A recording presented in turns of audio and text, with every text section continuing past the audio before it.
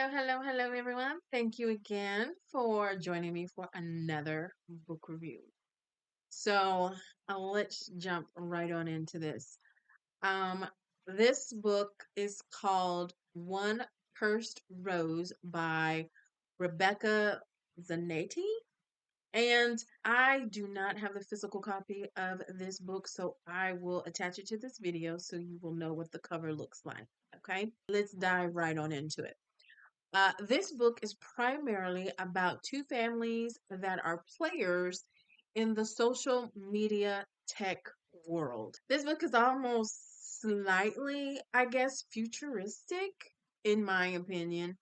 There are four families that control and are connected physically to the media companies of the world. The author takes us on a journey to find out who has infected Thorn and also who killed Greg and what will be Alana's fate. Okay.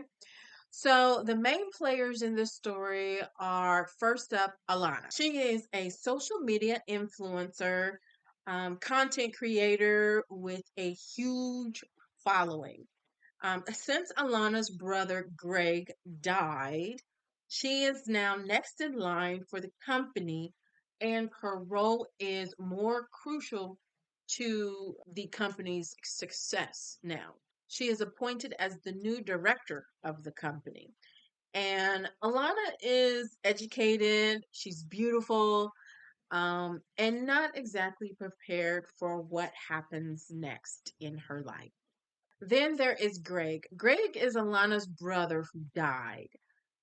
Greg's death is in question, and we have to figure out, was it an accident or was he murdered? And Alana and other members of the family are looking into this.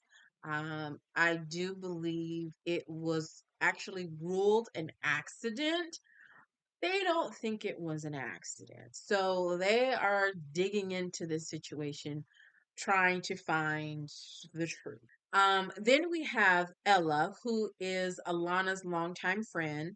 She is a hacker slash coder for Alana's company, but she is also a member of an opposing family. Ella and Alana have known each other since their youth years and have a trust and bond between the two.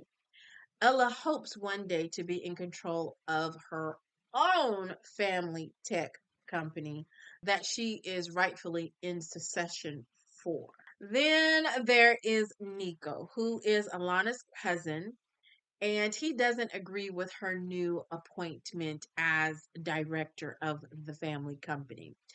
Nico has a stake and shares in the company. Nico thinks he should have been put in the director position instead of Alana. He believes he has more to offer than just a social media presence. Now, Nico also believes Greg's death wasn't an accident. Then we have Matthias. Matthias is Alana's father and head of the company called Aquarius Social. Now, Matthias is a widow and has now lost his son, Greg. Matthias is skeptical about how his son Greg died and is looking into it. So, actually, Alana is looking into it, and the father Matthias is looking into it, but they're not like working together, it seems. They're doing their own individual looking into the situation. Matthias wants to join forces with another media tech company to increase their power and influence, and has offered Alana's hand for marriage to make this happen. So he wants to have Alana marry a man named Cal, which is of another influential, prestigious family. Cal has a reputation of being promiscuous and doesn't mind getting married to Alana, the supposed virgin. Now, Cal shows a side of himself that uh, Alana further realizes she will not be able to follow through with this wedding. Now, you will have to read the book to find out what Cal does that further moves Alana to not want to be married to him. Then we have Thorn, who is of an opposing company called Malice Media. Thorn is depicted as rugged, a part of a gang, and has a reputation of handling situations in the most lethal of ways. Now we have to find out who infiltrated Malice Media and infected Thorn, which is slowly killing him. The time to find a remedy is limited, and will they be successful or not? Now you'll have to read the book to find out. Justice is Thorn's brother. Justice is a notch down from Thorn in the lethal department, but just as dangerous. Justice is Thorn's right hand man and in line to take over the company should a remedy not be found in time to save Thorn. There are a few other characters that I will let you discover while reading this story. This story is primarily centered around Thorn finding a remedy to his infection, the possible merging of media companies, and finding out if Greg's death was really an accident or murder. Also, about Alana coming into her own self and making some life decisions that will affect her present and future. Now, Alana is underestimated, and we get to see her bloom. You will have to read the book to find out how everything shakes out. Now, this author gives us some twists and turns that I didn't see coming. You will have a like, hold up, wait a minute moment for sure. This story is moderate paced, in my opinion. I listened to the audiobook version, which is 12 hours long. The narrator is James McAdams and Felicity Monroe. And they did a wonderful job bringing this story to life.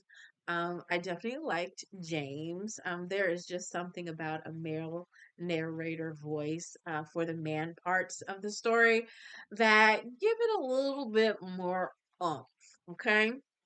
I think the author could have done a better job explaining like the world we entered and its connecting parts. The story felt like it was supposed to be futuristic in regards to like the social media and human connection to it.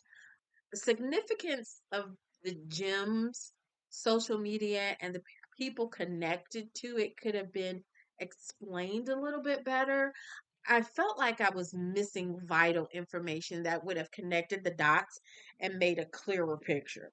So it left me like this world the author created, she really didn't give us, in my opinion, um, the intricate pieces that made it make sense. Like I said, it just felt like I was missing connecting dots. Other than that, the story was interesting and entertaining. And so I did give the story a 7.5 out of 10. This is supposed to be the first book in a series, and the series is called Grim Bargains. Maybe this story was the laying down some foundation that will be expanded upon in the sequel. Like I said, it's a good story. I just personally felt like the world could have been explained a little better, so that you're not like, okay, what does this have to do with, like, it was almost like figure it out on your own, but I mean, it's a story I want you to tell me, like, uh, that part of it is like an instrumental part that could have been expanded upon and explained So I'm not just kind of like, oh, okay, I guess that's what this is. So that's my take on that. Booklet has this story categorized as fantasy, suspense, adult fiction, and billionaires. Now, Libby has this book listed as romance, fantasy, fiction, and suspense. And the only thing additional Storygraph shows this book under is dark and mystery. So I agree. There is a little bit of all that in this story. There is sexual content, there is violence described, and there is death described in this story, just so you know. I don't know if the book has any discussion questions, but I am going to let you come up with your own on this one. Ah, that's different, huh? So if you have read the book, in the comments, tell me what you think. And what questions would you pose for a discussion about this story? Now, if you haven't read the book, go get it. Tell me what you think, and then add a discussion question that you would pose if you were having a book club about this book. Okay. So I'm gonna let you guys do a little bit of work and put that in the comments. So that's pretty much it for this round. Until next time, keep turning the pages, my book lovers.